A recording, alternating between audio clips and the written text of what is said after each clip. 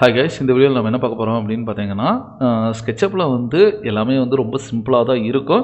But நம்ம புரிஞ்சுக்கிறத பொறுத்து தான் வந்து அடுத்த லெவலில் எப்படி மூவ் பண்ணுறது அப்படிங்கிறத பொறுத்து நம்ம வந்து போவோம்.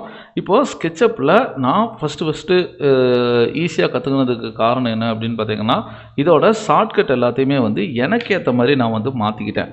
அப்படிங்கும்போது ரொம்ப ஈஸியாக இருக்கும். அதே மாதிரி தான் உங்களுக்கு ஏற்ற மாதிரி நீங்கள் ஷார்ட்கட்ஸ் எல்லாத்தையுமே மாற்றிக்கிட்டிங்கன்னா ஈஸியாக நம்மளால் வந்து ஒர்க் பண்ண முடியும். இப்போ உதாரணத்துக்கு நம்மளோட மெயின் மெனு அப்படின்ட்டு இருக்குது பார்த்தீங்களா, இதில் கேமரா அப்படிங்கிற ஒரு செக்ஷனுக்குள்ளே போகலாம். இதில் ஸ்டாண்டர்ட் வியூஸ் அப்படின்னு போயிட்டிங்கன்னா டாப்பு பாட்டம் இது எல்லாத்துக்குமே வந்து ஷார்ட்கட்ஸ் கிடையாது. ஆனால் ஆர்பிட் பேனு ஜூம் இது எல்லாத்துக்குமே வந்து ஷார்ட்கட்ஸ் வந்து கொடுத்துருக்குறாங்க. ஓகேங்களா, இதே மாதிரி தான் டூல்ஸ் அப்படின்னு போயிட்டோன்னா move tool, rotate tool, scale டூலுக்கு பார்த்தீங்கன்னா இங்கே ஷார்ட்கட்ஸ் இருக்குது. புல் புஷ், அப்புறம் வந்து ஃபாலோ மீ அப்படிங்க இந்த மாதிரி நிறைய ஆப்ஷன்னா ப்ரெஸ் பண்ணாலே போதும். சில ஷார்ட்கட்ஸை நம்ம இங்கே போனாலே வந்து ஈஸியாக நீங்கள் பார்த்து வந்து ஒர்க் பண்ணிக்க முடியும். ஒரு சில சாஃப்ட்வேர்ஸ் அதாவது ஷார்ட்கட்ஸ் எல்லாமே பார்த்தீங்கன்னா நம்மளாக க்ரியேட் பண்ணால் தான் வந்து ஈஸியாக நம்மளால் பண்ண முடியும். இப்போ டாப்பு ஃப்ரண்ட்டு இது எல்லாத்துக்குமே வந்து 3ds Max எடுத்துட்டிங்கன்னா TLFP அப்படின்னு கொடுத்தாலே போதும். சி ப்ரெஸ் பண்ணாலே கேமரா வியூ போகும். பொசிஷன் கேமரா ஒன்று வச்சுட்டு நம்ம அதிலிருந்து ரெண்டரிங் எடுத்துக்க தான் முடியும். சரி, இங்கே இடத்துல பார்த்தீங்கன்னா சில ஐகான்ஸ் எல்லாமே கொடுத்துருப்பாங்க இங்கே வியூஸ்க்காக. பெர்ஸ்பெக்டிவ் அப்படிங்கிறது இந்த மாதிரி வரும். அதே டாப் வியூ வேணுமா, ஃப்ரண்ட் வியூ வேணுமா, லெஃப்டா ரைட்டா, அதே வந்து லெஃப்ட்னா ரைட்டு. இப்போ வந்து இது வந்து பார்த்திங்கன்னா பாட்டம் வியூ அப்படிங்கிற மாதிரி நிறையா ஆப்ஷன்ஸ் வந்து இங்கே இருக்குது. ஃபஸ்ட்டு வந்து ஷார்ட்கட் எப்படி க்ரியேட் பண்ணுறதுன்னு பார்க்கலாம். முக்கியமான டூல் அதிகமாக நீங்கள் எந்த டூல் யூஸ் பண்ணுவீங்களோ அந்த டூலுக்கு வந்து ஷார்ட்கட் யூஸ் பண்ணிக்கோங்க. இப்போ உதாரணத்துக்கு நான் வந்து விண்டோ அப்படிங்கிற மெனு இருக்குது பார்த்தீங்களா, இதில் ப்ரெஃபரன்ஸ் அப்படின்னு ஒன்று இருக்கும். இதை வந்து கிளிக் பண்ணுங்கள். இதை கிளிக் பண்ணோன்னே ஸ்கெட்சப் ப்ரெஃபரன்ஸ் அப்படின்னு ஒன்று இருந்தோம். இதில் ஷார்ட்கட்ஸ் அப்படிங்கிற ஒரு ஆப்ஷன்ஸில் இங்கே கொடுத்துருக்காங்க பாருங்கள். ஃபங்க்ஷன்ஸில் கிட்டத்தட்ட எல்லாத்துக்குமே பார்த்தீங்கன்னா உங்களுக்கு வந்து நிறைய ஆப்ஷன்ஸ், ஒரு சிலதுக்கு ஷார்ட்கட்ஸ் இருக்கும். இப்போ நான் மேலே கிளிக் பண்ணிட்டு போயிட்டே இருக்கேன். எது வந்து ஷார்ட்கட்ஸ் இருக்குதோ அதுக்கு பார்த்தீங்கன்னா அசைன் அப்படிங்கிற மாதிரி இருக்கும். இப்போ நான் கீழே வரேன். இந்த இடத்துல பார்த்தீங்கன்னா வியூ காம்பனன்ட் எடிட் ட்ரெஸ்ட்டு இந்த இதுக்கு பார்த்தீங்கன்னா நம்மளுக்கு வந்து ஆல்ட் கியூ அப்படிங்கிற மாதிரி இருக்குது. ஃபில்டர் அப்படிங்கிறது வந்து நீங்கள் சர்ச் பண்ணிக்கலாம். PUSH புஷ் அப்படின்னு கொடுக்குறேன். புஷ் புல் அப்படிங்கிறதுக்கு பார்த்தீங்கன்னா இங்கே வந்து ஷார்ட்கட்ஸ் கொடுத்துருக்காங்களா. சப்போஸ் ரீசெட் பண்ணிங்கன்னா உங்களுக்கு வந்து அந்த ஷார்ட்கட் வந்து உங்களுக்கு சேஞ்ச் ஆயிரும். இதுக்கு வந்து TOP டாப் அப்படின்னு கொடுத்துட்றேன். டாப்புக்கு பார்த்தீங்கன்னா ஷார்ட்கட்ஸ் வந்து கிடையாது. LEFT லெஃப்ட் அப்படிங்கிறதுக்கும் வந்து ஷார்ட்கட்ஸ் கிடையாது. இப்போ இந்த லெஃப்ட் இதை வியூக்கு வந்து ஷார்ட்கட் கொடுக்கணும் அப்படின்னா லெஃப்ட் வியூக்கு நான் என்ன பண்ணுறேன்னா 1 2 3 வந்து வச்சுக்கலாம். ஓகேங்களா, லெஃப்ட்டுக்கு வந்து நம்பர் 2 அப்படின்னு கொடுக்குறேன். இங்கே வந்து ஆட் ஷார்ட்கட்ஸ் அப்படிங்கிறது 2ன்னு கொடுத்துட்டு இங்கே ப்ளஸ் சிம்பிள் இருக்குதுல்ல, இதை கிளிக் பண்ணிட்டீங்கன்னா உங்களுக்கு அந்த இடத்துல வந்து இது வந்து 2ங்கிற நம்பர் வந்து ஷார்ட்கட் கிரியேட் பண்ணாது அப்படிங்குது. அப்படின்னா என்ன பண்ணிக்கலாம்னா Ctrl 2 அப்படின்னு கொடுத்துக்கோங்க. இப்போ அசைன் பண்ணிங்கன்னா இங்கே வந்து ஷார்ட்கட் வந்து அசைன் ஆயிருச்சு. அப்புறம் TOP டாப் எடுத்துக்கலாம். இப்போ கேமரா ஸ்டாண்டர்ட் வியூ டாப்னு இருக்குதுங்களா, Ctrl 1 அப்படின்னு கொடுத்துக்கிறேன்.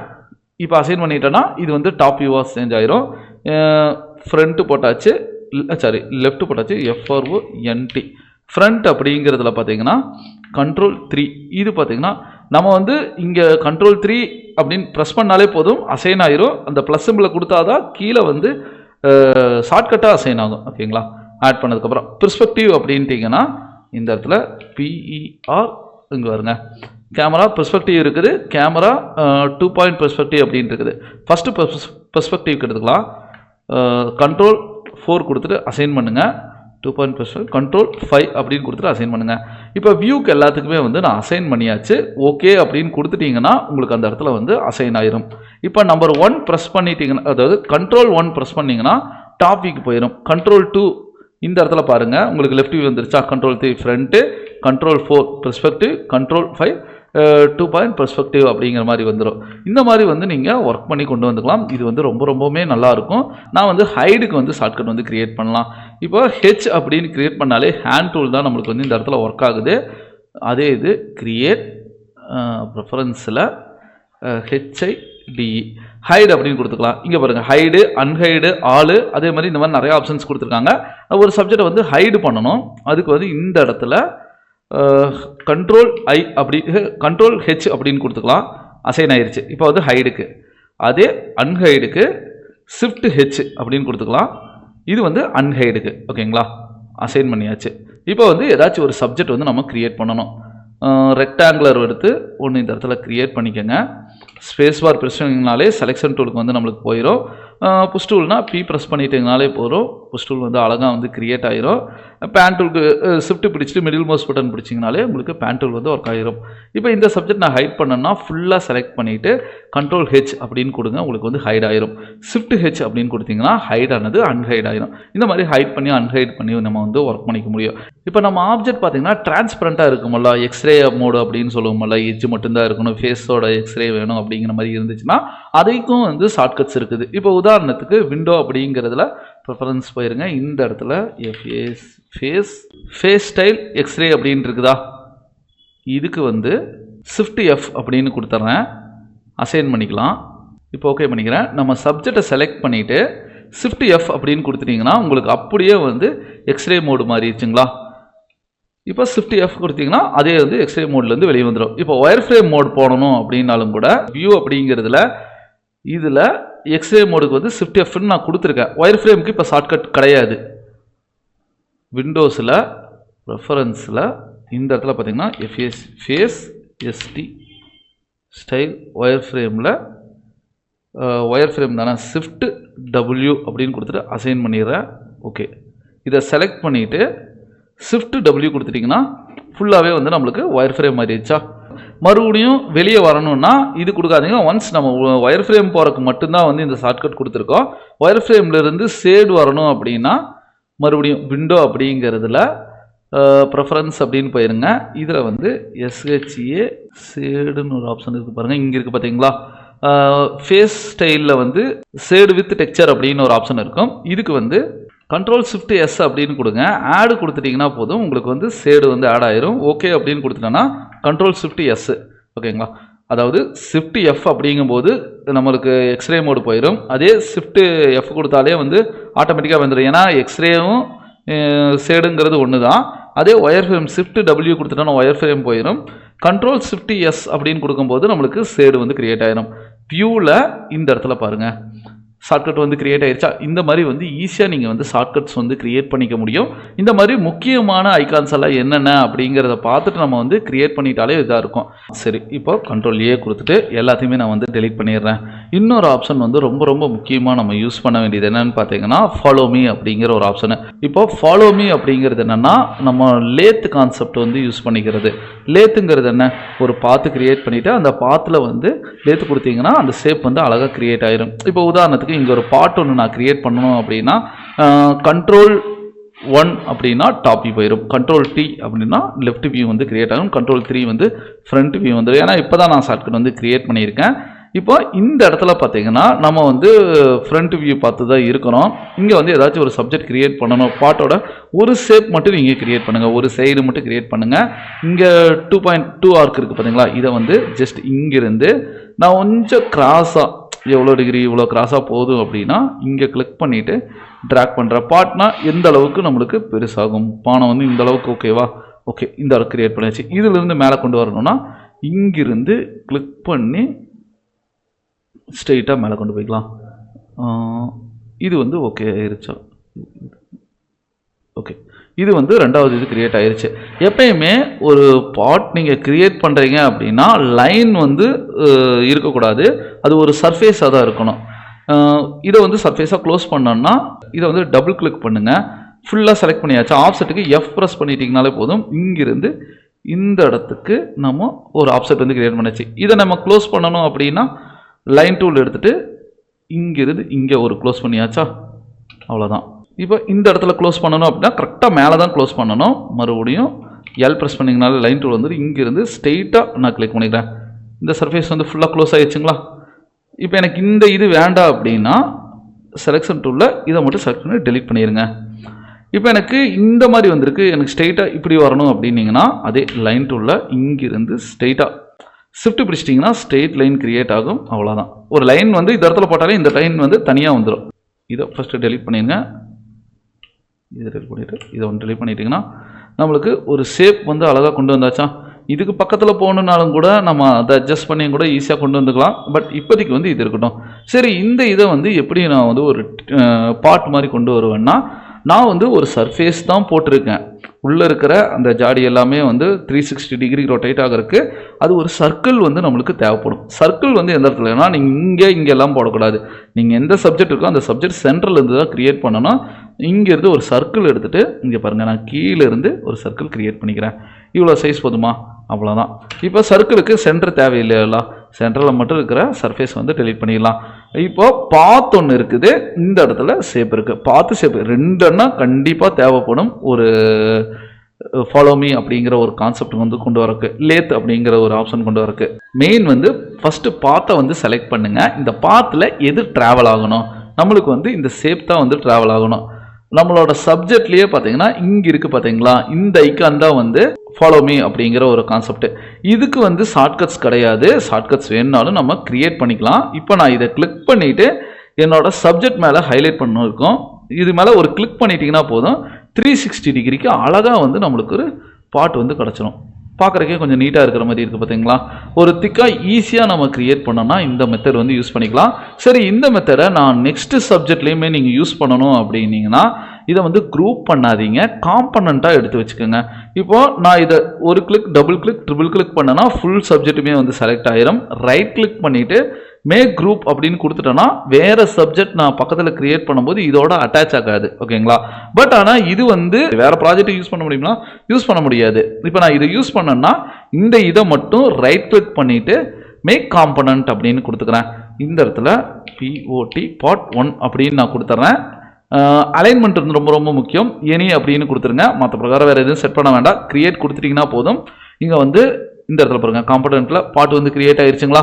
இதை வந்து சேவ் பண்ணணும். ஏன்னா இந்த ப்ராஜெக்ட்டுக்கு காம்பனண்ட் வந்து க்ரியேட் தான் பண்ணியிருக்கு, சேவ் பண்ணல.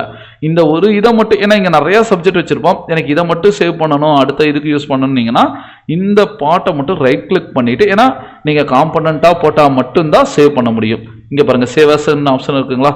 சேவில் நான் டெஸ்க்டாப்லேயே part 1 அப்படிங்கிறதுல க்ரியேட் பண்ணிக்கிறேன். இந்த இடத்துல பார்த்தீங்கன்னா ஓகேவா, நம்மளுக்கு இங்கே க்ரியேட் ஆயிடுச்சு. இதை நான் இம்போர்ட் பண்ணணும் அப்படின்னாலும் கூட ஈஸியாக நீங்கள் இம்போர்ட் பண்ணிக்கலாம். வேறு ஒரு ப்ராஜெக்ட் இல்லை இதே ப்ராஜெக்ட்டில் நான் இம்போர்ட் பண்ணி காட்டுறேன் பாருங்கள். ஃபைல் அப்படிங்கிறதுல இம்போர்ட் அப்படிங்கிறதுல போய்க்கோங்க. இந்த part 1 டபுள் கிளிக் பண்ணிட்டீங்கனாலே இந்த இடத்துல அழகாக வந்துருச்சுங்களா. இந்த மாதிரி நீங்கள் எவ்வளோ வேணாலும் அழகாக நீங்கள் வந்து க்ரியேட் பண்ணி இம்போர்ட் பண்ணி வச்சுக்கலாம். ரொம்ப ரொம்ப ஈஸியான ஒரு இது தான். இப்போ ஃபாலோ மீ அப்படிங்கிறதுக்கு வந்து ஷார்ட்கட் கிடையாதல்ல. அதே இதில் விண்டோ அப்படிங்கிறதுல ப்ரெஃபரன்ஸில் FOLL இங்கே பாருங்க, ஃபாலோ மீ அப்படிங்கிறது ஒன்று இருக்கா, ஷார்ட்கட் கிடையாது. Ctrl+Shift+Alt+F அப்படிங்கிற மாதிரி கொடுத்துட்டு ப்ளஸ் சிம்பிளை கிளிக் பண்ணிட்டீங்கன்னா அதுக்கு வந்து அசைன் ஆயிரும். ஜஸ்ட் ஓகே அப்படின்னு மாதிரி கொடுத்துக்கோங்க. இப்போது இந்த ஷார்ட்கட்ஸ் எல்லாத்தையுமே வந்து நீங்கள் எக்ஸ்போர்ட் பண்ணணும் அப்படின்னாலும் கூட ஒரு பிரச்சனையுமே கிடையாது. இப்போ இதை வந்து க்ளோஸ் பண்ணிக்கலாம். இங்கே இருக்கிற எல்லா ஷார்ட்கட்டையுமே வந்து நான் என்ன பண்ணணும், எக்ஸ்போர்ட் பண்ணி எடுக்கணும்னா இங்கே இருக்குது பாருங்கள், எக்ஸ்போர்ட் அப்படிங்கிறத எடுத்துக்கோங்க. ப்ரெஃபரன்ஸ் அப்படிங்கிறது எல்லாமே அப்படியே வந்துடும். இதில் வந்து எக்ஸ்போர்ட் அப்படின்னு கொடுத்துட்டு ஓகே கொடுத்துட்றேன். இப்போ இந்த இடத்துல ப்ரிஃபரன்ஸ் வந்துச்சுங்களா. இன்னொரு வேறு ஒரு இதில் போகிறீங்க அப்படின்னா ப்ராஜெக்டை இல்லை வேறு ஒரு லேப்டாப்பில் ஒர்க் பண்ணுறீங்கன்னா விண்டோ அப்படிங்கிறதுல ப்ரிஃபரன்ஸ் அப்படின்னு போயிட்டு இம்போர்ட் அப்படின்னு இருக்குது பார்த்தீங்களா. நார்மலாக இம்போர்ட் பண்ணிங்கன்னா ஃபைல் வந்து இம்போர்ட் பண்ணலாம். இந்த ஷார்ட்கட்ஸ் எல்லாத்தையுமே ஆல்ரெடி க்ரியேட் பண்ணது இம்போர்ட் பண்ணனா இம்போர்ட் அப்படிங்கிறதுல போயிட்டு டெஸ்க்டாப்பில் ஜஸ்ட் இதை டபுள் கிளிக் பண்ணாலே உங்களுக்கு இம்போர்ட் ஆயிரும். ஓகே மட்டும் கொடுத்துட்டிங்கன்னா அதில் வேறு சாஃப்ட்வேரில் இந்த ஷார்ட்கட்ஸ் எல்லாமே வந்து இந்த சாஃப்ட்வேர்ஸ்க்கு வந்து அழகாக நீங்கள் வந்து யூஸ் பண்ணிக்க முடியும். இது வந்து ரொம்ப ரொம்ப முக்கியம். சரி, இப்போது இந்த சப்ஜெக்ட் இருக்குதுல்ல, இதை செலக்ட் பண்ணிவிட்டு மூவ் டூலு அப்படி இங்கேருந்து நான் மூவ் பண்ணி வச்சுக்கிறேன். இப்போ இந்த சர்க்கிளில் உள்ளே நான் கரெக்டாக க்ரியேட் பண்ணும்போது எனக்கு பாட் கிடச்சிச்சு. சப்போஸ் இதை தாண்டி வெளியே நான் க்ரியேட் பண்ணுறேன்னா எனக்கு என்ன வரும் அப்படின்னு பார்த்தீங்கன்னா அதுலேயே ஒரு இது இருக்குது, கரெக்டான ஷேப் வரவே வராது. இப்போ உதாரணத்துக்கு அதே மாதிரி ஒரு சர்க்கிள் வந்து இந்த இடத்துல போடலாம். இங்கே கிளிக் பண்ணிவிட்டு கரெக்டாக ப்ளூ கலர் வருதுன்னா ஸ்ட்ரெயிட்டாக டாப் பாட்டம் வருதுன்னு அர்த்தம். லைட்டாக மாறினா இங்கே ரெட் கலரு, இந்த இடத்துல போயிட்டிங்கன்னா இப்போ ப்ளூ கலருங்கும் போது மேலே தான் வருது. லைட்டாக இப்போ பாருங்கள் க்ரீன் வருதா அப்படின்னா வந்து ஃப்ரண்ட்டு பேக் போகுதுன்னு அர்த்தம். கலரை வச்சே நம்ம வந்து அட்ஜஸ்ட் பண்ணிக்கலாம். இங்கே ப்ளூங்கும் போது இப்போ நான் வந்து பின்னாடி போகும்னு நினச்சிருக்கேன், ஆனால் ப்ளூ கலர் தான் வந்திருக்கு அப்படின்னா டாப் பாட்டம் தான் வரும். ஷிஃப்ட் பிடிச்சிட்டிங்கன்னா ஸ்ட்ரெயிட் லைன் வந்து க்ரியேட் ஆகும். இந்த இடத்துல க்ரியேட் பண்ணிவிட்டு இங்கே வந்து கிளிக் பண்ணிக்கலாம். இதை வந்து க்ளோஸ் பண்ணணும். லைன் டூல் வச்சுட்டு இங்கிருந்து இந்த இடத்துல க்ளோஸ் பண்ணியாச்சா. இப்போ எதுக்கு நான் இது போடுறேன் அப்படின்னா மெயின் பாத் வந்து செலக்ட் பண்ணுங்க, கண்ட்ரோல் ஷிஃப்ட் ஆல்ட் எஃப் அப்படின்னு கொடுத்துட்டீங்கனாலே ஃபாலோ மீ அப்படிங்கிறது வந்துடும். ஜஸ்ட் இதை கிளிக் பண்ணோன்னா நம்மளுக்கு வந்து என்னவா வரணும், அது ஒரு ஓவல் டைப் தானே வரணும். இப்போ என்ன வரும்னு மட்டும் பாருங்க, பார்த்தீங்களா? ஏன்னா சென்டர் ஆக்சஸ்ல இருந்து தான் வந்து அதை எடுத்துக்கும். அதனால தான் நம்மளுக்கு இந்த மாதிரி ஒரு திக்கா ஒரு ஆப்ஜெக்ட் வந்து கிடச்சிருக்கு. இதுதான் வந்து ரொம்ப ரொம்ப முக்கியமானது. ஒரு சப்ஜெக்ட் நீங்கள் ஒன்று கிரியேட் பண்ணுறீங்கன்னா பேசிக்காக இருக்கிற ஷேப்ஸ் எல்லாம் எப்படியெல்லாம் கிரியேட் பண்ணலாம் அப்படிங்கிறத ஃபஸ்ட்டு பாருங்கள். இதே ஷேப்பை நான் உள்ளே வச்சு காட்டுறேன். டபுள் கிளிக் பண்ணிக்கிறேன், மூவ் டூல் வச்சுட்டு இங்கிருந்து கிளிக் பண்ணிவிட்டு இந்த சென்டர் பாயிண்டில் கொண்டு வந்து வச்சுட்டேன். இப்போ சென்ட்ரல் பாயிண்டில் இருக்குது. பாத்தை வந்து ஃபுல்லாக செலக்ட் பண்ணிவிட்டு கண்ட்ரோல் ஷிஃப்ட் ஆல்ட் எஃப் அப்படின்னு கொடுத்துட்டு இதை கிளிக் பண்ணுறேன். இப்போ என்ன ஆயிடுச்சுன்னு பார்த்தீங்களா, இந்த மாதிரி ஒரு ஷேப் வந்துருச்சு. எந்த ஒரு ஷேப் கிரியேட் பண்ணாலும் அதை டபுள் கிளிக் பண்ணிவிட்டு ரைட் கிளிக் பண்ணிவிட்டு நீங்கள் ஆக்சுவலாக இது வந்து ஒரு ஃபுல் சப்ஜெக்டாக, இது 2 ஆப்ஜெக்டெல்லாம் கிடையாது. 2 ஆப்ஜெக்ட் அப்படிங்கிறது நான் என்ன சொல்கிறேன்னா, இது வந்து ஒரே ஆப்ஜெக்ட் தான். நீங்கள் ஒரு கிளிக் பண்ணாலும் டபுள் கிளிக் பண்ணாலும் ஒன்று தான் வரும். ஆனால் இப்போ நான் ஒரு சர்க்கிள் கிரியேட் பண்ணிவிட்டு புஷ் டூல் வச்சு மேலே இழுத்துட்டு இப்போ இந்த சப்ஜெக்டில் எவ்வளோ இது இருக்குது, எட்ஜ் இருக்குது, அது இல்லாமல் ஃபேஸ் இருக்குது, பாட்டம் எட்ஜ் இருக்குது. அப்படின்னா ஒரு சப்ஜெக்ட்டுக்கு மேலே நிறையா சப்ஜெக்ட் வந்து இருக்குது. ஓகேங்களா? இப்போ நார்மலாக ஒரு சர்க்கிள் கிரியேட் பண்ணனா இந்த சர்க்கிளில் என்ன இருக்குது, எட்ஜ் இருக்குது, அதே டைமில் ஃபேஸ் இருக்குது. இங்கே ஃபேஸ் இருக்குது, சைடில் வந்து எட்ஜ் இருக்குது. அப்படின்னா 2 ஆப்ஜெக்ட் இருக்குது, மினிமம் 2. அதில் அதுக்கு மேலே இருந்துச்சுன்னா ரைட் கிளிக் பண்ணும்போது மேக் குரூப் அப்படிங்கிற ஒரு ஆப்ஷன் வந்து கிடைக்கும். ஓகேங்களா? ஒரு ஆப்ஜெக்ட்ல வந்து மேக் குரூப் இருக்காது. இப்போ இந்த இடத்துல பார்த்தீங்கன்னா எட்ஜ் மட்டும் தானே இருக்கு. இதை ஃபுல்லாக டபுள் கிளிக் பண்ணி ரைட் கிளிக் பண்ணீங்கன்னா அங்கே இல்லை பாருங்க. அப்படின்னா இந்த டைம்ல வந்து நான் வந்து குரூப் பண்ணணும். அதுக்கு என்ன பண்றது, குரூப் இல்லாத ஒரு இடத்துல ஒரே ஒரு ஆப்ஜெக்ட் இருக்கு, பட் அந்த ஆப்ஜெக்டை நான் குரூப்பாக பண்ணணும் அப்படின்னு நினைச்சீங்கன்னா எடிட் அப்படிங்கிறதுல போய் குரூப் மேக் குரூப் அப்படின்னு ஒன்று இருக்குங்க. இதை கிளிக் பண்ணிட்டீங்கன்னா போதும், சிங்கிள் ஆப்ஜெக்டையுமே வந்து உங்களால் குரூப்பாக வந்து கன்வெர்ட் பண்ணிட முடியும். இப்போ இது வந்து டபுள் ஆப்ஜெக்ட், ரைட் கிளிக் பண்ணிட்டு மேக் குரூப் கொடுக்குறேன். அதுவே இந்த ஆப்ஜெக்ட் சிங்கிள் ஆப்ஜெக்டாக இருந்துச்சுன்னா ரைட் கிளிக் பண்ணி குரூப் பண்ண முடியாது. அதுவே எடிட்டில் போய் மேக் குரூப் கொடுத்துட்டிங்கன்னா உங்களுக்கு அது குரூப்பாக கன்வெர்ட் ஆயிரும். சரி, குரூப்பாக ஏன் கன்வெர்ட் பண்ணுறோம் அப்படிங்கிறது நான் இந்த ஆப்ஜெக்டில் வச்சு காட்டுறேன், இன்னொரு ஆப்ஜெக்டில் காட்டுறேன். இப்போ இது வந்து ஒரு சர்க்கிள், புஷ் டூல் வச்சு மேலே இழுத்தாச்சு. இது வந்து குரூப் பண்ணல. இங்கிருந்து இன்னொரு ஆப்ஜெக்ட் வந்து கிரியேட் பண்ணிட்டேன். புஷ் டூல் வச்சு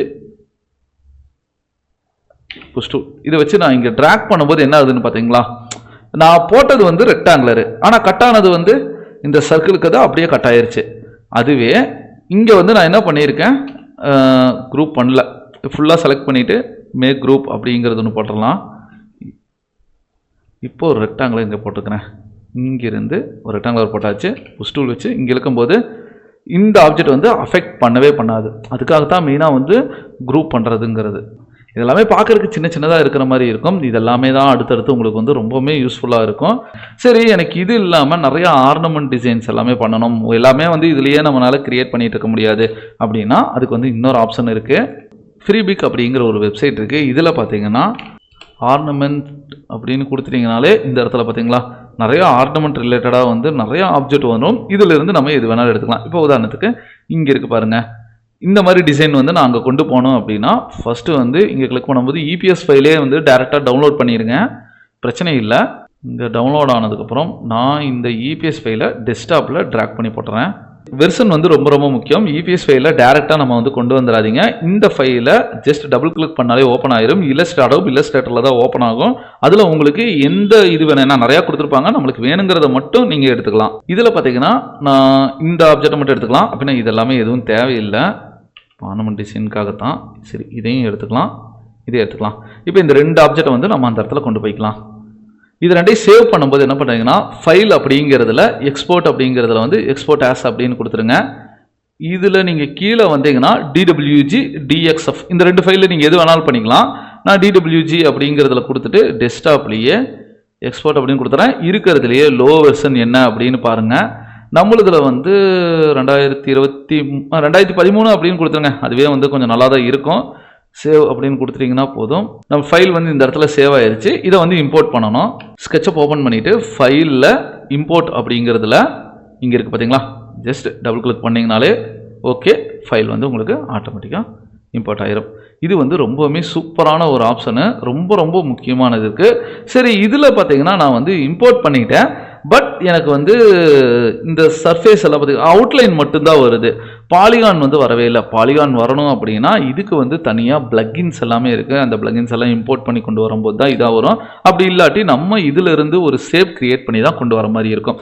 இப்போ உதாரணத்துக்கு இது வந்து என்ன ஆப்ஜெக்ட், மேக் குரூப்பாக வந்துருச்சு. உள்ளே போய்க்கலாம், இதுக்குள்ளே போய்க்கலாம்.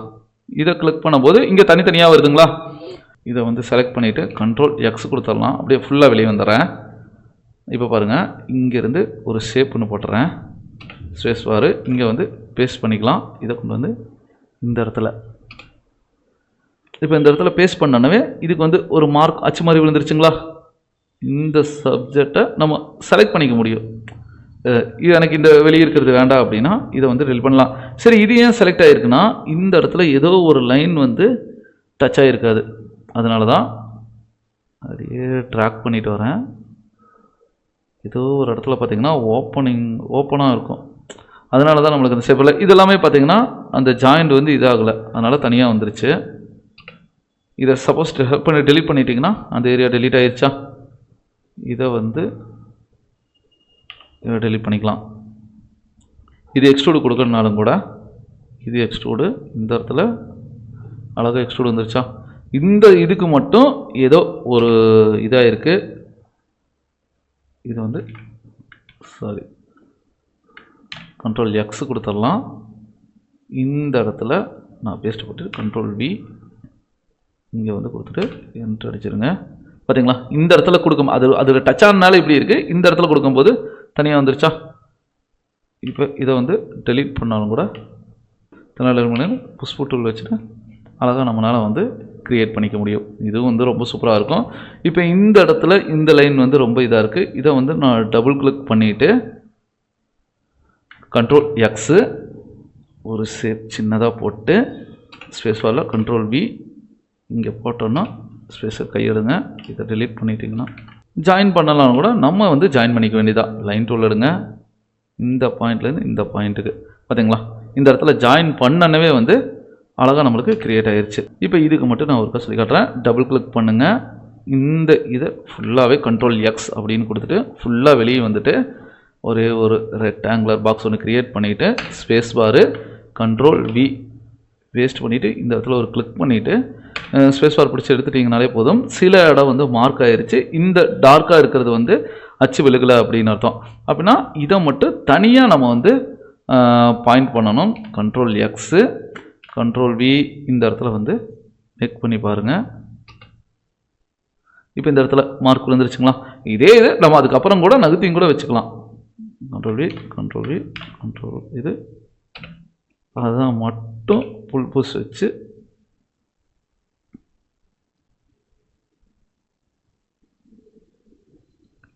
எந்த அளவுக்கு நம்ம எக்ஸ்ட்ரூட் பண்ணனாலும் கூட அழகாக நம்மளால் வந்து எக்ஸ்ட்ரூட் ஈஸியாக நம்மளால் கொடுத்துட முடியும். இப்போ இதை வந்து இந்த ஹைட்டு கொண்டு வரணும்னா இங்கே இதுக்கு மேலே வச்சுட்டிங்கனாலே போதும். ஆட்டோமேட்டிக்காக அந்த சைஸுக்கு வந்து உங்களுக்கு கரெக்டாக க்ரியேட் ஆகிடும். இது வந்து ரொம்ப மேலே இருக்கா, எனக்கு இந்த சைஸ் வேணால் இது பக்கத்தில் கொண்டு போயிருங்க. இந்த இதுலேருந்து இங்கே கொண்டு வந்தீங்கனாலே போதும். ஆட்டோமேட்டிக்காக அதோட ஹைட்டுக்கு வந்து ஈஸியாக நம்மளால் வந்து கொண்டு வந்துட முடியும். க்ரியேட்டிவாக நம்மளால் வந்து லோகோ ஆகட்டும் நேம் ஆகட்டும் க்ரியேட் பண்ண முடியல அப்படிங்கிற மாதிரி இருந்துச்சுன்னா இந்த மாதிரி ஒரு ஆப்ஜெக்டை வச்சு ஈஸியாக கொண்டு வந்துடலாம். இப்போ இந்த பாத்து வந்து எக்ஸ்ட்ரூட் பண்ணுறதுக்கு ஜாயின் பண்ணுறதுக்கு பார்த்தீங்கன்னா இது பிளக்கின் இல்லாமல் ஒரு ஆப்ஷன் சொல்லியிருக்கேன். பிளக்கினோட பார்த்தீங்கன்னா நிறைய ஆடான்ஸ் இருக்குது. அதை யூஸ் பண்ணியும் வந்து நம்ம எட்ஜ் மட்டும் அந்த ஃபேஸ் மட்டும் க்ரியேட் பண்ணிவிட்டு எக்ஸ்ட்ரூட் மட்டும் கொடுத்துக்கலாம். ஒரு பிளைனை போட்டு டெலீட் பண்ணணும் அப்படிங்கிறது அவசியம் கிடையாது. அதெல்லாம் என்னென்ன அப்படிங்கிறத வந்து அடுத்தடுத்த கிளாஸில் வந்து நான் உங்களுக்கு தெளிவாக சொல்கிறேன். இப்போ இந்த இடத்துல ஒரு கேமரா வச்சு ஒரு ரெண்டர் எடுக்கணும் அப்படின்னா கேமராங்கிறது ஒன்று இங்கே கிடையாது. கேமராவுக்கு பொதுவாக என்ன பண்ணிக்கலாம்னா இங்கே இருக்குது பார்த்தீங்களா பொசிஷன் கேமரா அப்படிங்கிறது. இந்த ஆப்ஷனை கிளிக் பண்ணிவிட்டு எந்த இடத்துல உங்களுக்கு கேமரா வேணும் அப்படின்னு பாருங்கள். எனக்கு இங்கேருந்து இருக்குன்னா ஜஸ்ட் அதை கிளிக் பண்ணிட்டீங்கனாலே அந்த வியூக்கு போயிடும். அதுக்கப்புறம் லுக் அரவுண்ட் ஒன்று இருக்குது பார்த்தீங்களா, ஐகான் மாதிரி வந்துருக்காது. இதை பிடிச்சி லெஃப்ட் சைட் மவுஸ் பட்டனை லெஃப்ட் ரைட்டு நகர்த்தினீங்கனாலே போதும். மேலே கீழே வரணும்னா இப்போ நார்மலாக வந்து கேமரா ஐ லெவல் அப்படிங்கிறது பார்த்தீங்கன்னா இங்கே பாருங்கள் 5 feet 6 inch 5.6 அப்படிங்கிறதுல இருக்குது. இது எனக்கு கொஞ்சம் கீழே கொண்டு வரணுன்னாலும் கூட இப்போ 4 சிங்கிள் கோட் அடித்து என்டர் அடிச்சேன்னாலே கொஞ்சம் ஹைட் வந்து கம்மியாயிரும். அதுக்கேற்ற மாதிரி சரி ஜூம் இன் ஜூம் அவுட் பண்ணணும்னா ஃபோக்கல் லென்த் அப்படின்னு சொல்லுவோம். அதாவது ஃபீல்ட் ஆஃப் வியூங்கிறது ஜூம் இன் ஜூம் அவுட்காக கொண்டு வரது. இதை நீங்கள் normal zoom in zoom out வச்சு யூஸ் பண்ணாதீங்க. அதுக்கு பொதுவாக கேமரா அப்படிங்கிறதுல கீழே வந்தீங்கன்னா இங்கே பாருங்கள் ஃபோக்கல் லென்த்னு இருக்கா, இதை யூஸ் பண்ணிக்கலாம். அப்படி இல்லாட்டி இந்த இடத்துல இருக்குது பார்த்தீங்களா, இந்த ஆப்ஷனையுமே நம்ம யூஸ் பண்ணிக்கலாம். இதை எடுத்துகிட்டு லைட்டாக ஜூம் இன் ஜூம் அவுட் எவ்வளோ டிகிரி வந்து நம்மளுக்கு போகுது அப்படிங்கிறத பொறுத்து நம்மளுக்கு சின்னது பெருசுன்னு ஆகும். ஸ்க்ரோல் அவுட் பண்ணிட்டிங்கன்னா நம்ம பின்னாடி வரோம். இதிலிருந்து ஃபோக்கல் லென்த்து நம்ம சப்ஜெக்டை பர்ஃபெக்டாக ஃபிட் பண்ணுறதுக்காக யூஸ் பண்ணிக்கிறது. இப்போ எனக்கு இந்த வியூ வந்து ஓகே ஆயிடுச்சு. பட் எவ்வளோ சைஸ் இருக்கும், பிரிண்டிங் ஏரியா வந்து எப்படி இருக்குது, ஏன்னா ஃபுல்லாக தான் கவர் ஆகிருக்கு. எனக்கு பிரிண்டிங் ஏரியா வந்து அதாவது லேண்ட்ஸ்கேப்பாக இருக்குது, லென்த் அதிகமாக ஹைட்டு கம்மியாக இருக்குது. இதை வந்து நான் ஸ்கொயர் டைப்பில் எடுக்கணும் அப்படின்னா 500க்கு 500னா இங்கெல்லாம் நம்ம பண்ண முடியாது, ரெண்டரிங்கில் தான் போகணும். அசட் எடிட்டார் அப்படிங்கிறது போயிங்க வீரேல. இதில் செட்டிங்ஸ் இருக்குது பார்த்தீங்களா, செட்டிங்ஸில் இந்த இடத்த கிளிக் பண்ணிட்டீங்கன்னா அடிஷ்னலாக இருக்கிற ஆப்ஷன்ஸ் எல்லாமே வரும். ரெண்டர் அவுட்புட்னு இருக்குதுல்ல, இதை வந்து கிளிக் பண்ணுங்கள். இந்த ரெண்டர் அவுட்புட்டில் சேஃப் ஃப்ரேம் தான் அது. கிளிக் பண்ணிட்டீங்கனாலே இங்கே என்ன ஹைட் அண்ட் வித் இருக்குதோ அதுக்கு வந்து கரெக்டாக கிராப் ஆயிரும். உதாரணத்துக்கு ஆஸ்பெக்ட் ரேஷியோ வந்து 16:9 இருக்குது ஒயிட் ஸ்க்ரீனு. இதை கிளிக் பண்ணிவிட்டு ஸ்கொயர் அப்படின்னு கொடுத்துட்றேன். ஸ்கொயர் கொடுக்கும்போது பார்த்தீங்களா 450 அப்படின்னு இருக்கு. நான் வந்து ஒரு 1000 வைக்கணும்னாலும் கூட இந்த இடத்துல நீங்கள் 1000 அப்படின்னு வச்சுட்டாலே போதும். ஆஸ்பெக்ட் ரேஷியோ வந்து செட் பண்ணியிருக்கனால ஆட்டோமேட்டிக்காக செட் ஆயிரும். இல்லை கஸ்டமைஸாக ஆஸ்பெக்ட் ரேஷியோ வைக்கணும்னாலும் கூட கஸ்டம் அப்படிங்கிறது கொடுத்தும் கூட நீங்கள் வந்து செட் பண்ணிக்கலாம். இப்போ எவ்வளோ ஏரியா இருந்தாலும் எனக்கு இந்த சேஃப் ஏரியாக்குள்ளே இருக்கிறது மட்டும்தான் வந்து அவுட்புட்டாக வரும். இதிலிருந்து எனக்கு ஜூம் பண்ணணும் அப்படின்னு நினச்சிங்கன்னா நம்மளோட இதில் கேமரா அப்படிங்கிறதுல இங்கே ஃபீல்ட் ஆஃப் வியூ அப்படின்ட்டு இருக்குதா, இதை கிளிக் பண்ணிவிட்டு ஃப்ரண்ட்டில் போய்க்கலாம். லைட்டாக ஜூம் பண்ணிவிட்டு அப்படியே ஃபோக்கஸ் பண்ணி கொண்டு வரலாம். எவ்வளோ டிகிரி லென்ஸ் இருக்கணும் அப்படிங்கிறது இந்த இடத்துல வந்து உங்களுக்கு கரெக்டாக 31 mm லென்ஸ் வந்து இந்த இடத்துல இருக்குது. இப்போ 73.6 இருக்கா, ரொம்ப டெலிஃபோட்டோ லென்ஸ் மாதிரி. இப்போ போயிட்டோன்னா ரொம்ப ஒயிட் ஆங்கிள் லென்ஸ் மாதிரி இருக்கும். நார்மலாக இருக்கிறது பார்த்தீங்கன்னா 45 to 55 mm லென்ஸுங்கிறது வந்து ஒரு சேஃப் அண்ட் ஜோன். இப்போ 45ன்னு கொடுத்து என்டர் அடிக்கிறேன். இது வந்து ஒரு சேஃப் அண்ட் ஜோன் இருக்கிற மாதிரி ஒரு லென்ஸ் தான். லென்ஸ் வந்து ரொம்ப ரொம்ப முக்கியம், அதையும் வந்து மெயினாக பார்த்துக்கோங்க. சரி, இந்த இடத்துல வந்து நான் போட்டாச்சு. லைட்டிங் வந்து டிஃபால்ட்டாக பார்த்தீங்கன்னா சன்லைட் தான் இருக்கும். லைட் அப்படிங்கிறதுல போயிட்டீங்கன்னா இங்கே சன்னு இருக்கா, ரெண்டரிங் எடுத்தாலே உங்களுக்கு வந்து அவுட்புட் வந்துடும். இப்போ நான் வந்து ரெண்டரிங் கொடுத்து பார்க்குறேன் பாருங்க. இந்த இடத்துலையே லாங் ப்ரெஸ் பண்ணிட்டீங்கன்னா இன்ட்ராக்டிவ் ரெண்டர் அப்படின்னு கொடுத்துட்டாலே உங்களுக்கு வந்து இன்ட்ராக்டிவ் ரெண்டர் வந்து அழகாக கிரியேட் ஆயிரும். இன்ட்ராக்டிவ் ரெண்டரும் பாருங்கள் ஓவர் ப்ளீச் ஆகுது, ஏன்னா டேரெக்டாக லைட் இருக்குது. இப்போ சன்லைட்டு முன்னாடி இருக்க ஐக்கானை கிளிக் பண்ணிட்டீங்கன்னா லைட் வந்து ஆட்டோமேட்டிக்காக ஆஃப் ஆயிரும். சன்லைட் ஆஃப் பண்ணனால ஸ்கை இருக்கிறதுனால ஸ்கை லைட் தெரியுது, சன்னை கிளிக் பண்ணிட்டோன்னா சன் தெரியுது. பட் இந்த சன் வந்து எல்லோ கலரில் தான் இருக்குது. அப்படின்னா என்ன பண்ணிக்கலாம், சன்னை செலக்ட் பண்ணுங்கள். சன்னோட ப்ராப்பர்ட்டிஸில் கீழே பாருங்கள், ரொம்ப ரொம்ப முக்கியமானது கலர் மோட் அப்படிங்கிறது. நீங்கள் டே வியூ யூஸ் பண்ணுறீங்கன்னா ஃபில்டர் அப்படிங்கிறத செலக்ட் பண்ணிவிட்டு ஓவர் ரைட் அப்படின்னு கொடுங்க. ஓவர் ரைட் கொடுக்கும்போது எல்லோ டோன் வந்து ஃபுல்லாக போயிருச்சுங்களா. இப்போது நம்மளுக்கு ப்ளீச் ஆகுது. அதுக்கு தான் சன்னோட இன்டென்சிட்டி மல்டிப்ளையர் வழி இங்கேயும் நீங்கள் சேஞ்ச் பண்ணலாம், மேலேயும் சேஞ்ச் பண்ணலாம். நான் வந்து மேக்ஸிமமே 0.5 தான் வைப்பேன். ஏன்னா இங்கே சன்லைட் மூலிமா மட்டும் பிரைட்னஸ் வராது. சன்லைட்டு, ஸ்கைலைட்டு, ஆர்டிஃபிஷியல் லைட்டு எல்லா லைட்டும் வைக்க அதுக்கேற்ற மாதிரி மெட்டீரியலாக அப்ளை பண்ணும்போது உங்களுக்கு கொஞ்சம் கொஞ்சமாக வந்து இன்டென்சிட்டி அதிகமாகும். இப்போ நான் 0 வச்சுருக்கேன். 0.5 விட ஒரு 0.2 வைக்கிறேன். சன்லைட் வந்து இன்னும் கொஞ்சமே கம்மியாயிருச்சா. சரி, சன்லைட் கம்மியானனால பிரைட்னஸ் பார்த்தீங்கன்னா கொஞ்சம் டல்லான மாதிரி ஒரு ஃபீல் தெரியுதல்ல. இதுக்கு காரணம் என்ன அப்படின்னு பார்த்தீங்கன்னா, நார்மலாக வந்து கேமராவில் இருக்கிற ஐஎஸ்ஓவையும் நம்ம இன்க்ரீஸ் பண்ணணும். அப்போ தான் வந்து ஏன்னா ஒரு லைட்டை மட்டுமே வச்சு பிரைட்னஸ் கொண்டு வரணும் அப்படிங்கிறது கிடையாது. கேமரா மூலிமா கொண்டு வரணும்னா கேமராவோட ஆப்ஷன்ஸ்னாலே நம்ம எங்கே போவோம், செட்டிங்ஸ் அப்படிங்கிறதுல தான் போயாகணும், வழியே கிடையாது. இதுலேயும் பார்த்தீங்கன்னா அட்வான்ஸ்டு கேமரா பேராமீட்டர்னு இருக்குது பார்த்தீங்களா, இதை கிளிக் பண்ணுங்கள். இதில் தான் வந்து ISO, focal number, shutter speed அப்படின்ட்டு இருக்கும். ஐஎஸ்ஓ அப்படிங்கிறது பார்த்தீங்கன்னா ஒரு 200 அப்படின்னு வைக்கிறேன். இப்போ வந்து சன்லைட்டோட இன்டென்சிட்டியை நான் இன்க்ரீஸ் பண்ணல. சன்லைட் பார்த்தீங்கன்னா 0.2 அதே வேல்யூ தான் இருக்குது. இங்கே வந்து கேமராவோட இன்டென்சிட்டியை நான் இன்க்ரீஸ் பண்ணுறேன். கேமராவை இன்க்ரீஸ் பண்ணும்போது எந்த அளவுக்கு வருதுன்னு பார்த்தீங்களா, நம்மளுக்கு ரிசல்ட் வந்து ரொம்பவே நல்லாயிருக்கும். இது ஓகே அப்படிங்கும்போது கேமரா அப்படி 2 கேமரா இருக்கும். அட்வான்ஸ் கேமரா பேராமீட்டருங்கிறது இங்கே டேரெக்டாக கேமராவில் நம்ம செட்டிங்ஸ் மாற்றுறது. கேமரா அப்படிங்கிறதுல பார்த்தீங்கன்னா எக்ஸ்போசர் வேல்யூ வந்து நம்ம கம்மி பண்ணுறது, அதிகம் பண்ணுறது. எக்ஸ்போசர் வேல்யூங்கிறது அதிகம் பண்ணும்போது பிக்சர் குவாலிட்டின்னு சொல்லுவோம் பார்த்தீங்களா, அது வந்து நம்மளுக்கு இன்க்ரீஸ் ஆகும். ரொம்ப அதிகமாக வச்சிடக்கூடாது, ஓரளவுக்கு மைல்டாக நீங்கள் கொண்டு போங்க. 11 அப்படின்னு வைக்கிறோம். 11 ரொம்ப கம்மியாக இருக்குது. ஒரு 12.5 ஓகே, 12.5ங்கிற ஓரளவுக்கு கிளியராக இருக்கிற மாதிரி இருக்குது. இப்போ நார்மலாக பிக்சர் பார்த்தீங்கனாலே தெரிஞ்சிருக்கும் எக்ஸ்போசர் எப்படி இருந்துச்சு அப்படிங்கிறது. ஆட்டோ எக்ஸ்போசர் அப்படின்னு கிளிக் பண்ணிட்டீங்கன்னா நம்ம சன்லைட்டு, ஸ்கைலைட்டுக்கு ஏற்ற மாதிரி அதுவே ஆட்டோவாக வந்துடும். ஆட்டோ வேண்டாம் அப்படின்னாலும் கூட இதை கிளிக் பண்ணிட்டீங்கன்னா ஆட்டோ வந்து ஆஃப் ஆயிடும். ஆட்டோங்கிறது ஆன் பண்ணிட்டீங்கன்னா ஐஎஸ்ஓ எல்லாத்தையுமே வந்து அதுவே எடுத்துக்கும், டிஃபால்ட்டாகவே எடுத்துக்கும். ஆட்டோங்கிறது ஆஃப் பண்ணிடுங்க. அப்போ தான் நம்ம வந்து மேனுவலாக நம்மளால் செட் பண்ண முடியும். சரி, இந்த ஃபோக்கல் நம்பர் அப்படிங்கிறது என்ன அப்படின்னு பார்த்தீங்கன்னா, கேமராவில் வந்து போர்ட்ரேட் மோட் எடுப்போம் பார்த்தீங்களா, ஃப்ரண்ட்டில் இருக்க சப்ஜெக்ட் கிளியர் ஆகும், பேக்கில் இருக்கிறது வந்து பிளர் ஆகணுங்கிற மாதிரி அந்த கான்செப்ட் தான் வந்து நம்மளுக்கு இந்த இடத்துல வந்து கிளியர் பண்ணி கொடுக்கும். இதுவும் வந்து ரொம்ப ரொம்ப முக்கியமான ஒரு ஆப்ஷன்ஸ் தான். கேமராவில் நம்மளோட கலர் வேல்யூவை இன்க்ரீஸ் பண்ணணும், மாற்றணும் அப்படின்னாலே இங்கே இருக்குது பாருங்கள், ஒயிட் பேலன்ஸ் அப்படிங்கிறது மார்னிங் டு ஈவினிங் லெவலில் இருக்கிற மாதிரி. இதை நீங்கள் கிளிக் பண்ணிவிட்டு நம்ம கெல்வின் வேல்யூ, கேங்கிறது பார்த்தீங்கன்னா கெல்வின் வேல்யூ, இதை வந்து இங்கே கிளிக் பண்ணிட்டீங்கன்னா ஆப்போசிட்டில் கேமராவில் மட்டும் மற்ற லைட் எல்லாம் செக் பண்ணி பாருங்கள். அதாவது சென்ட்ரலைஸ்டு வேல்யூ வந்து 6500 இருக்கும் கெல்வின் வேல்யூ. இது கேமராவில் வந்து கம்மி பண்ண ப்ளூ கலர் வருது. ஆனால் லைட்டிங்ல எல்லாம் பார்த்தீங்கன்னா எல்லோ கலர் வரும். அதிகம் பண்ணும்போது கேமராவை பொறுத்து, ஏன்னா மிரர் அப்படிங்கும்போது ரிவர்ஸில் தான் ஒர்க் ஆகும். இந்த இடத்துல பார்த்தீங்கன்னா அதிகம் பண்ணும்போது நம்மளுக்கு எல்லோ கலரில் வருது. உண்மையாக லைட் எல்லாமே பார்த்தீங்கன்னா ப்ளூ கலரில் வருது, மார்னிங் டு ஈவினிங் அப்படிங்கிற மாதிரி இருக்குது. அதனால இங்கே இருக்கிற கெல்வின் வேல்யூ வந்து நம்ம சேஞ்ச் பண்ணணும் அப்படிங்கிறதுல 6500 அப்படிங்கிற மாதிரி நார்மலாக வச்சுக்கோங்க. இல்லை ப்ரோ எனக்கு இந்த இது வேண்டாம், நான் கலர் மாற்றுறோம் அப்படின்னாலும் கூட நீங்கள் மேனுவலாக இங்கே இருக்கிற கலர் வேல்யூ வச்சு யூஸ் பண்ணி கூட கொண்டு வந்துக்கலாம். இதெல்லாமே எதுவும் வேண்டாம் அப்படின்னாலும் கூட இதை நம்ம க்ளோஸ் பண்ணி கூட கொண்டு வந்துக்கலாம். இங்கே வந்து பியூர் ஒயிட் கொண்டு வந்துக்கிட்டிங்கனாலே போதும், ஆட்டோமேட்டிக்காக டிஃபால்ட்டாக இருக்கிற கலர் வேல்யூ வந்து செட் ஆயிரும். பேசிக்காக இப்போ நீங்கள் என்ன பண்ணணும் அப்படின்னா, ஷார்ட்கட்ஸ் எல்லாம் எப்படி கிரியேட் பண்ணுறதுன்னு பாருங்கள். சட்டர்ஸ்டாக்கு இந்த மாதிரி வந்து நிறையா பின்ட்ரெஸ்ட் இதெல்லாம் இருக்குது பார்த்தீங்களா, அதுலேருந்து இல்லஸ்ட்ரேட்டர் ஃபைல்லேருந்து டிசைன், ஆர்னமெண்ட் டிசைன் ஆகட்டும் இல்லை மற்ற டிசைன்ஸ் எல்லாம் எப்படி கொண்டு வருது அப்படின்னு பாருங்கள். பேசிக்காக இருக்கிற கேமரா மூலிமா ஒரு ரெண்டரிங் எடுத்துகிட்டு அவுட்புட் இப்போ நான் வந்து க்ளோஸ் பண்ணிட்டேன். மறுபடியும் நான் ரெண்டரிங் கொடுக்குறேன் அப்படின்னா நான் செட் பண்ணது தான் எனக்கு ரெண்டராக வரும். இதை ஃபைனல் அவுட்புட்டாக எடுக்கணும்னா இங்கே இருக்குது பார்த்தீங்களா, இதை க்ளோஸ் பண்ணிவிட்டு ஃபைனல் ரெண்டர் ஃபஸ்ட்டு கொடுங்க. ஃபைனல் ரெண்டர் ஆனதுக்கப்புறம் இங்கே இருக்குது பார்த்தீங்களா சேவ் ஃபைலு, ஜஸ்ட் இதை ஒரு கிளிக் பண்ணிவிட்டு டெஸ்க்டாப்பில் உங்களுக்கு என்ன நேம் வேணுமோ அந்த நேம் கொடுத்துட்டு ஜேபக்கா பிஎன்ஜியா சேவ் அப்படின்னு கொடுத்தாலே போதும், ஆட்டோமேட்டிக்காக நம்மளுக்கு வந்து இந்த இடத்துல சேவ் ஆயிரும். நான் இங்கே என்ன அங்கே பார்க்குறீங்களோ அந்த ரிசல்ட் வந்துடும். இதில் நான் டீனைசர் எல்லாம் ஆட் பண்ணியிருந்தேன்னா நல்லா ஸ்மூத்தாகவே வர ஆரம்பிக்கும்.